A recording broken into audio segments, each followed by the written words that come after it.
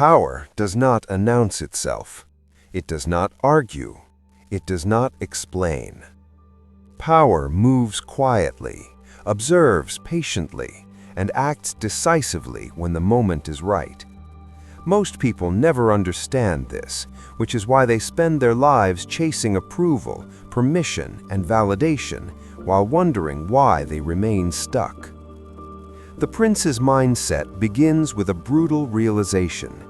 The world does not reward goodness, effort, or intention. It rewards positioning. It rewards leverage. It rewards those who understand human behavior as it is, not as it should be. Most people believe power belongs to those who shout the loudest, dominate conversations, or impose themselves aggressively. That belief alone disqualifies them. Real power is rarely loud. It is contained, controlled, strategic. The most dangerous individual in any room is not the one demanding attention, but the one who does not need it. The prince does not ask how he feels about a situation.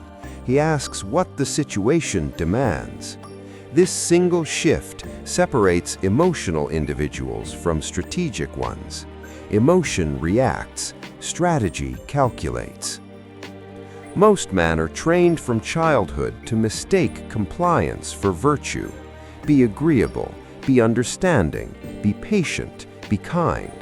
These traits are not inherently weak, but when practiced without discernment, they become liabilities.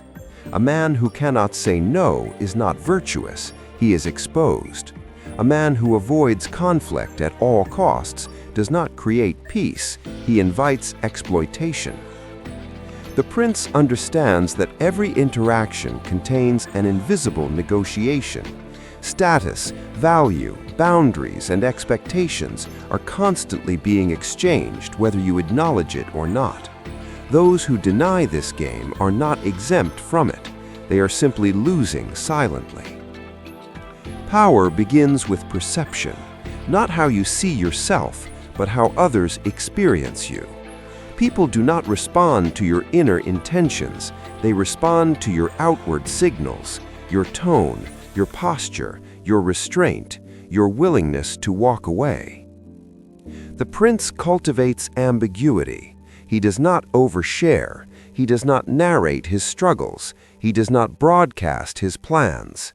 Information is currency, and he spends it sparingly. The more predictable you are, the easier you are to manage. The more transparent you are, the easier you are to undermine. Silence is not emptiness. Silence is pressure. In a conversation, the person who speaks less forces the other to reveal more. In negotiations, the one who can tolerate silence controls the tempo. Most people rush to fill gaps because silence exposes insecurity. The prince lets silence work on his behalf. He understands that human beings are driven primarily by incentives, fear, and advantage. Loyalty is rarely moral, it is conditional. Respect is not given, it is enforced through consistency and consequence. Affection is fluid, interest is permanent. This does not make the prince cynical, it makes him accurate. Instead of resenting human nature, he studies it. Instead of demanding fairness, he prepares for reality. He does not rely on people being good. He relies on systems, leverage, and alignment of interests. Where others hope, he designs. The prince never confuses kindness with weakness. He can be generous, but his generosity is deliberate, not compulsive. He understands that excessive giving without boundaries creates entitlement, not gratitude. He helps from strength, never from guilt. When conflict arises, the prince does not react impulsively. He categorizes the threat. Is it noise? Is it posturing? Is it an actual challenge? Most conflicts do not deserve engagement. Responding to every provocation lowers your perceived value. The prince chooses his battles carefully because attention is finite. But when confrontation is unavoidable, he acts decisively. Half measures create enemies. Inconsistency invites retaliation. The prince either disengages completely or resolves the issue in a way that prevents recurrence. He does not seek revenge, he seeks resolution. Emotional discipline is the foundation of his authority. He does not suppress emotion, he governs it. Anger becomes fuel, not explosion. Fear becomes signal, not paralysis. Desire becomes motivation, not desperation. This emotional containment is what makes him difficult to manipulate. Manipulators rely on predictable reactions: guilt, flattery, urgency, shame. When those levers stop working, their power collapses. The prince recognizes manipulation immediately because he is no longer emotionally accessible to it. He does not rush decisions under pressure. Pressure is a tactic. The one who can slow down under urgency gains advantage. While others panic, the prince observes. While others explain, he listens. While others overcommit, he maintains optionality. Optionality is power. The prince structures his life to preserve freedom of movement.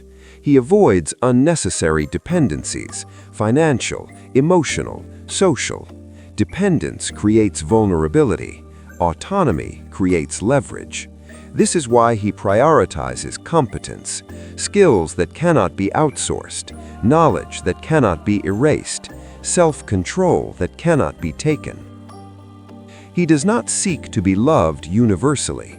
Universal approval is impossible without self-erasure. Instead, he aims to be respected by those who matter and irrelevant to those who do not. Indifference is often more powerful than confrontation.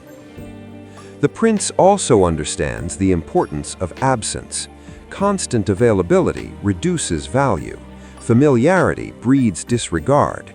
Strategic withdrawal creates curiosity, recalibration, and respect. When he leaves a space, the dynamic changes. When he returns, it shifts again. He does not fear solitude. Solitude is where clarity forms. Most people fear being alone because they have not built an inner structure strong enough to inhabit. The prince uses solitude to sharpen his thinking, refine his direction, and eliminate noise. He is not reactive to trends, outrage cycles, or social hysteria. The crowd moves emotionally. The prince moves deliberately. He studies history instead of headlines because patterns repeat even when costumes change. Morality to the prince is contextual, not performative. He does not advertise virtue. He evaluates outcomes. Decisions are judged not by how they appear, but by what they produce. This does not mean cruelty. It means responsibility. He understands that indecision is itself a decision with consequences. Delaying necessary action out of discomfort compounds damage. When the moment to act arrives, he acts cleanly and without apology. The prince also knows that power attracts resistance. As he becomes more composed, more selective, more independent, others may project hostility, suspicion, or resentment. He does not internalize this. Resistance often confirms correct positioning. He does not argue with those committed to misunderstanding him. Explanation is for allies, not adversaries. Justification is a trap. The more you explain yourself, the more you invite judgment. The prince lets results speak. Internally, he does not romanticize power. He respects its cost. Power requires restraint, discipline, and the willingness to stand alone when necessary. It demands long-term thinking in a short-term world. The final truth of the prince's mindset is this: power is not domination over others. It is sovereignty over oneself, control over attention, control over reaction, control over direction. Those who master this do not need to announce it. Their presence is felt. Their boundaries are respected. Their absence is noticed. Their decisions shape outcomes quietly. Most people will never adopt this mindset because it requires abandoning comforting illusions, illusions of fairness, illusions of universal goodwill, illusions that effort alone guarantees reward. Letting go of these illusions is painful but liberating. The prince accepts reality without resentment and uses it without apology. He does not seek to change human nature. He positions himself within it. And once you begin to think this way, you cannot unlearn it. You see patterns everywhere. You recognize leverage in